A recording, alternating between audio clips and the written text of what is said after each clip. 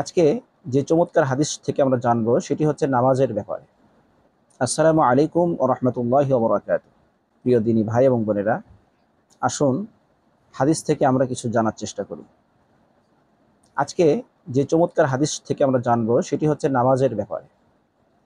নামাজ হেফাজত করলে, সময় মতো নামাজ পড়লে তার কি ফায়দা, এবং নামাজের প্রতি অযত্ন হলে, নামাজ আদায় না করলে তার কি ক্ষতি, সেই দিক নিয়ে আমরা আজকে হাদিসের আলো থেকে শোনার চেষ্টা করব, জানার চেষ্টা করব ইনশাআল্লাহ। চলুন কথা না বাড়িয়ে সরাসরি হাদিস থেকে আমরা শুনি।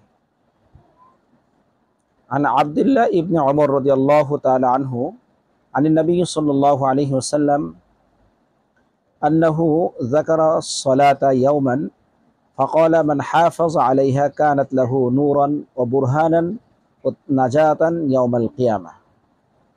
আল্লাহ রাসূল সাল্লাল্লাহু আলাইহি ওয়াসাল্লাম বলেছেন, একদিন নামাজের আলোচনা তিনি করতেছিলেন এবং এক প্রসঙ্গে তিনি বললেন, মান হাফাজ আলাইহা, যে ব্যক্তি সলাতকে, নামাজকে হেফাজত করবে, কানাত লাহু নূরান ও বুরহানান ও নাজাতান ইয়াউমাল কিয়ামা, এটা তার জন্য আলো হবে এবং তার জন্য প্রমাণ হবে, দলিল হবে এবং নাজাতের মাধ্যম হবে কিয়ামতের ময়দানে।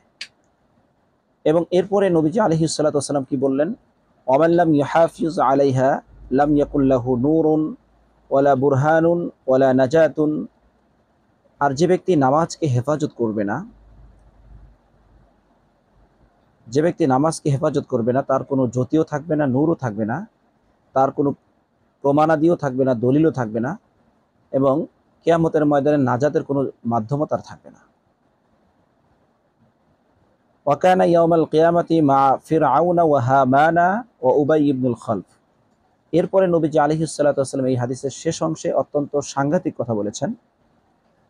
এমন ব্যক্তিদের হাসর হবে কিয়ামতের ময়দানে, এমন ব্যক্তিরা ফিরাউন, হামান এবং উবাই ইবনে খালফ, এই সমস্ত মার্কা মারা বড় বড় তাগড়া যে কাফের রয়েছে তাদের সাথে তার হাসর হবে।